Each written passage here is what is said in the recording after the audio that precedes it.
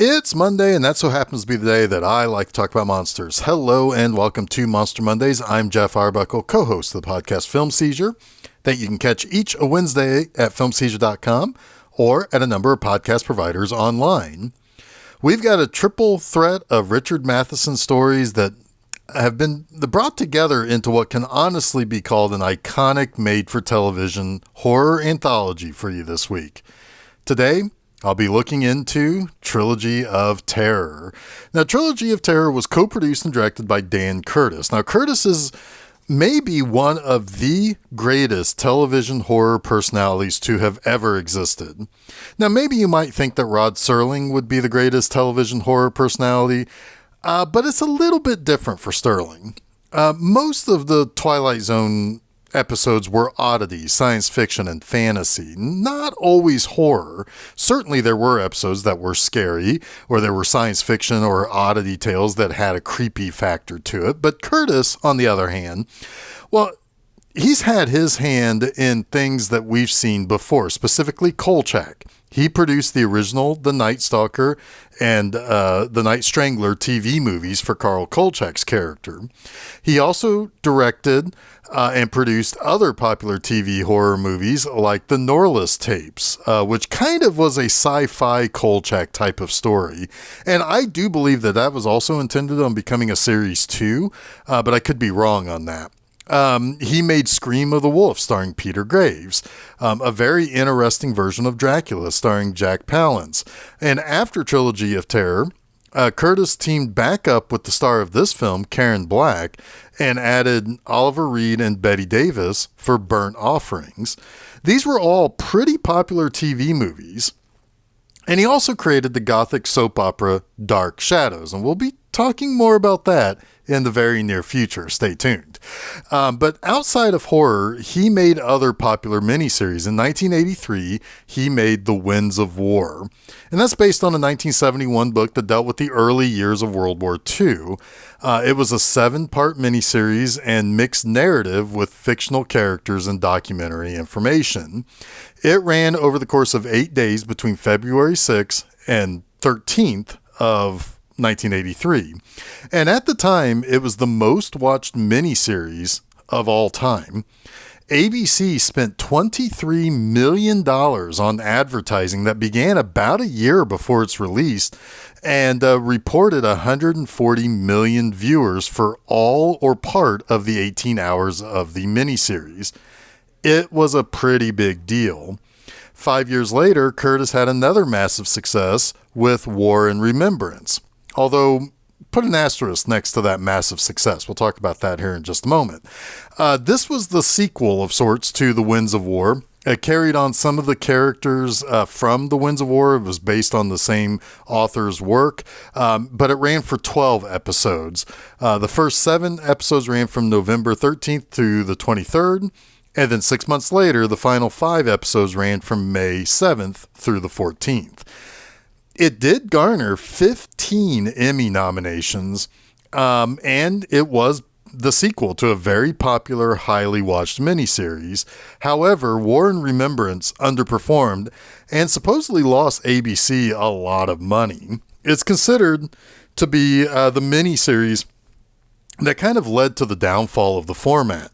Any miniseries that were produced after were cut down in the number of episodes and hours. There's maybe a lot to say about how VCR ownership, shifting demographics, shifting taste. There's a lot to be said about all of that. But War and Remembrance was, until the more current day way of how series are produced as standalone seasons of streamable content, the end of those grandiose, large, and pretty long miniseries. Now, Trilogy of Terror, despite being another Dan Curtis triumph in the producing and directing, is often considered to be more of a triumph for Karen Black.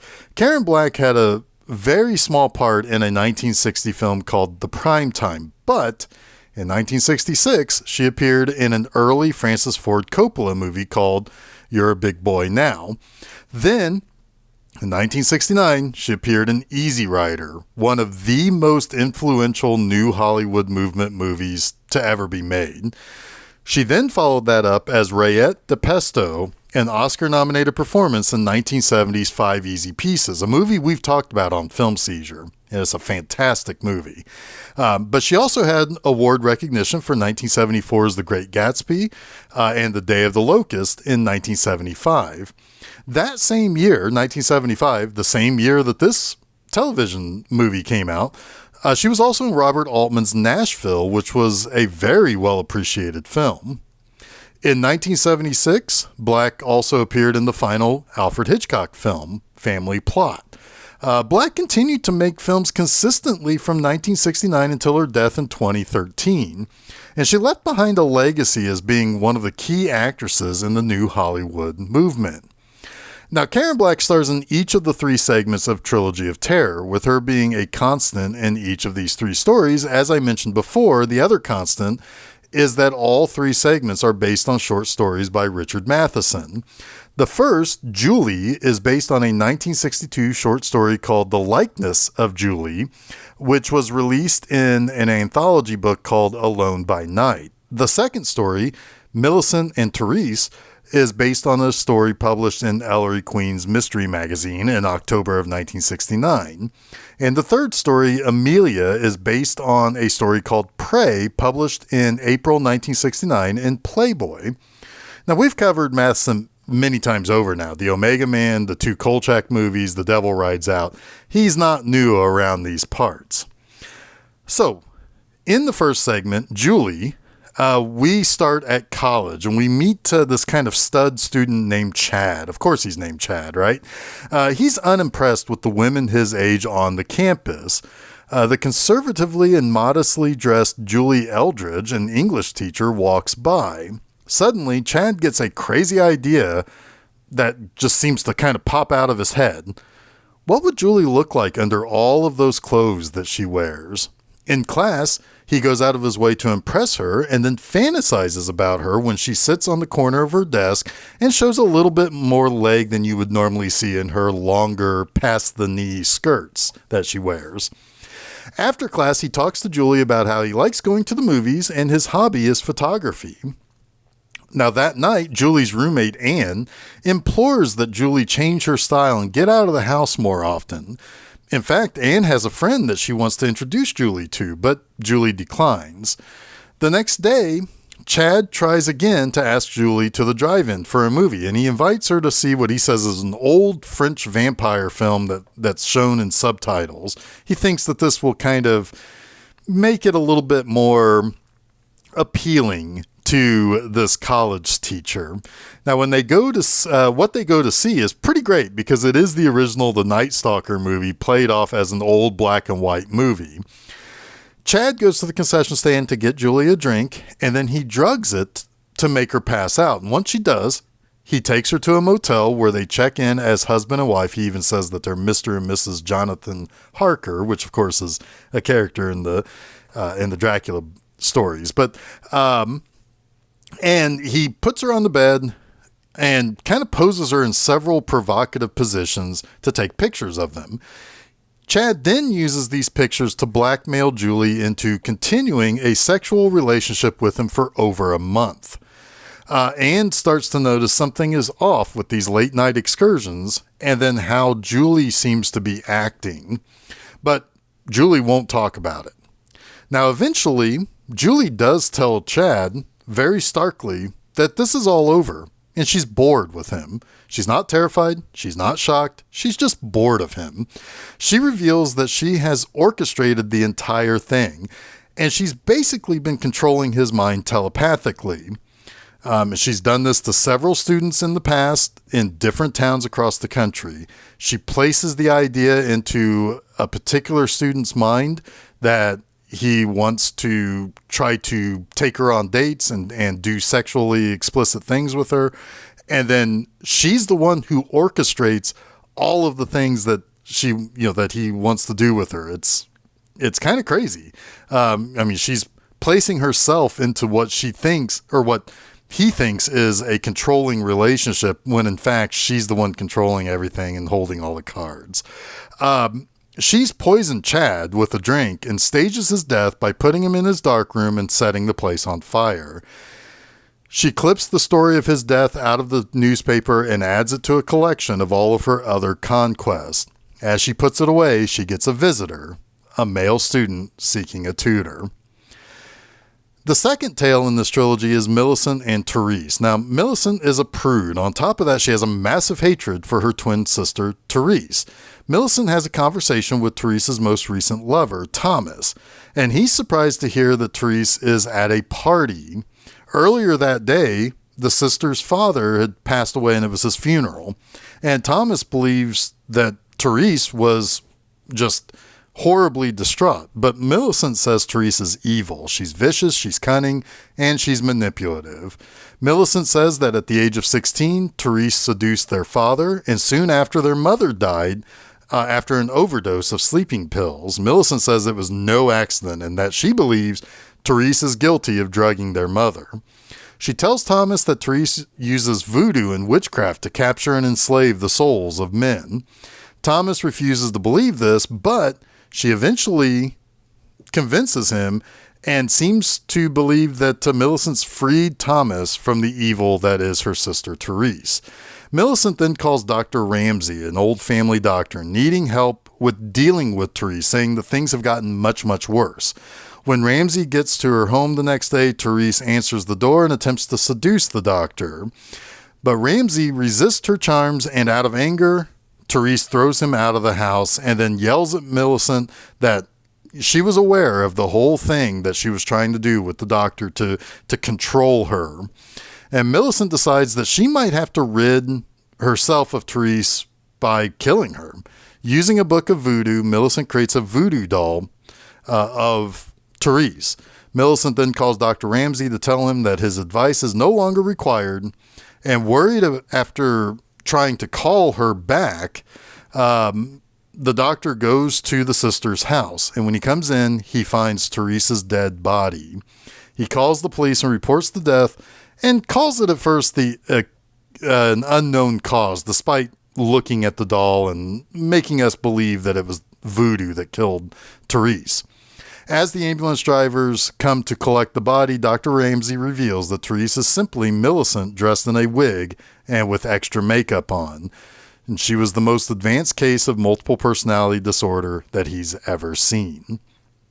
Now, the final segment is the one that everyone remembers about this TV movie, and that final segment is called Amelia. In this, Amelia lives alone in an apartment. Now, she's bought her anthropologist boyfriend a Zuni fetish doll for his birthday. Supposedly, the Aboriginal warrior is named He Who Kills, and the spirit of that hunter is trapped within the doll. It's misshapen with a big head and skinny body, and he's also got pointy teeth and carries around a spear. Amelia wants to spend the evening with her boyfriend, but when she calls her mother's overbearing and berates Amelia for breaking their normal Friday night plans. And we discover that the spirit of He Who Kills is inside the doll and is trapped there by way of a gold chain that's wrapped around the doll's torso. When she leaves the room to take a bath and get ready for the night with her guy, the gold chain falls off of the doll. Later, Amelia calls off her date with her boyfriend and prepares to spend the evening alone. She notices the doll has gone missing, and the doll is hiding and eventually attacks her ankles with a kitchen knife, a knife, I might add, that Amelia had laid out to use to prepare her dinner. The doll then begins hunting her throughout the apartment. Her first attempt to rid herself of the doll is to wrap it in a towel and drown it under water in her bath water, but that doesn't work. Either that's because she didn't hold it underwater long enough, or the fact that it's a doll. But either way, her next attempt is to trap it within a suitcase. It uses the knife to cut its way out of the suitcase, and so she then attempts to take the knife from the doll while it's cutting through the suitcase, but it nicks her. So she grabs a screwdriver and stabs the doll in the head. She then opens the suitcase to see if the doll is dead, but nope, it isn't. It bites onto her arm, and it only falls off of her after she smashes the doll into a lamp. In the kitchen, she disarms the doll, but it bites her on the throat.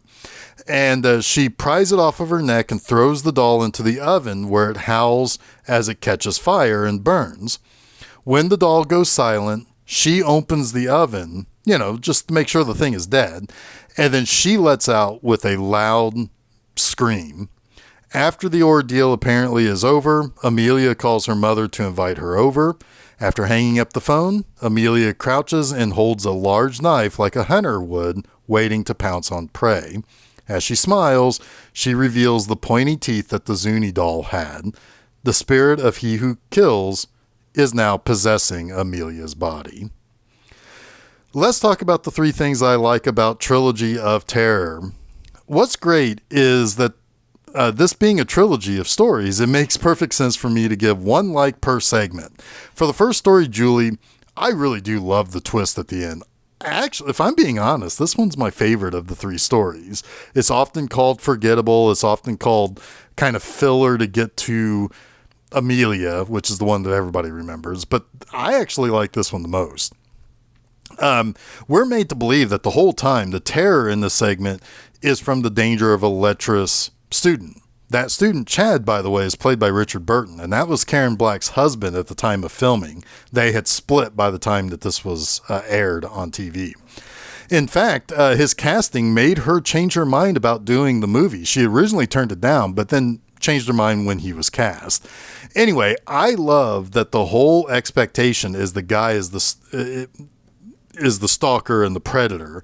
For almost the entirety of the segment, he's shown to watch after her, to fantasize about her, and ultimately drugs her and blackmails her to participate in some pretty seedy sex stuff, like an inappropriate teacher-student relationship. But also, it's heavily implied that he forced her into an orgy as well. He's gross and he's a predator to be sure, but the script is flipped on him when it turns out she's something of, I would say, a witch. I think it's implied that she uses witchcraft. She's manipulated the whole thing. It's fantastic. It's the predator turned prey by his own insidious methods, only for her to practically feed off of him. It's a really good twist and sets the stage for the fact that Karen Black will ultimately prove to be the terror in each of the trilogy stories by the end of each tale. Second, in Millicent and Therese, this is maybe the weakest of the 3 segments, but what is very clear is how good of an actress Karen Black is. She is able to play both the very stuffy and prudish and the sexy and seductive. She showed a little bit of the 2-way ability in the Julie segment. However, the difference in this segment is much wider swings of those 2 personalities. Frankly, the outcome was easy to see coming. However, it does have a little bit of a Twilight Zone style twist that works even if you could see it coming a mile away. The reason why it works is the quality of actress that Karen Black is. The second segment really is the performance segment. It's not Julie, which like I said, I think is my favorite of the 3 stories because of the twist. And it's not Amelia, which is the most memorable segment thanks to the Zuni doll. But this one is the Karen Black story. Thirdly, Amelia is so memorable because of that doll. Okay, let's face it. It's probably safe to say the Zuni fetish doll is kind of from a different era that could be seen as maybe mildly racist in today's standards, plus the fact that you have a very clearly dark-skinned black Aboriginal character chasing after a white woman has often, that and King Kong are often pointed to as the danger of the other, almost xenophobic kind of racism applied to the undertones of that stuff. Sure. I mean, and there's lots to be said about that being, that coming into discussion and being looked at and studied. But I'll be damned if the fetish doll isn't a striking image. It's the segment that everyone remembers because of the concept of a doll that tries to kill Karen Black makes the entire segment much more frantic and frenzied once it begins attacking. That whole sequence of the attack is just classic horror type stuff. It's all about that doll attacking and creating havoc. It's also a fun segment, and it has some pretty good special effects too. As you know, it's not easy to film that doll moving without it coming off as kind of silly or hokey. Sure, there have been, there was some fun behind the scenes stories about, the cast kind of having fun with it because its head or its arms would constantly fall off while filming. And of course, it's a doll. I mean, when you're making it, I'm sure there was a lot of laughter behind the scenes. But for decades, dolls have been made to come alive in TV or movies or just generally be creepy. Twilight Zone had Talkie Tina. There were movies like Devil Doll with a soul trapped within a ventriloquist dummy, or Magic that I've talked about on this show before. However, I feel like the Zuni doll and how it resonated with so many viewers can probably be directly tied as inspiration for Child's Play, or at least the Chucky doll's popularity. The image of the doll and Karen Black's sharp, toothy grin became the lasting image of the film and what everyone instantly thinks, whenever the movie is mentioned. Its cult following ended up giving Karen Black a second career later in her life as an actress in horror films like House of a Thousand Corpses, Auntie Lee's Meat Pies, and Children of the Corn 4, plus the bunch of other indie horror in the last years of her career. That wraps up this week's Monster Mondays. You can catch new episodes of Monster Mondays each Monday at filmseizure.com. Don't forget to follow Film Seizure at Facebook, Threads, and Instagram, and subscribe to Film Seizure to get both the Film Seizure podcast and Monster Mondays at your favorite podcast providers, as well as YouTube. You can also check out my website, bmovieanima.com, to read new articles every Friday morning. Next week, well, we have more Dan Curtis with 1970's House of Dark Shadows, which brings the Collins family from the weekday soap format to the big screen. So until next week, stay spooky.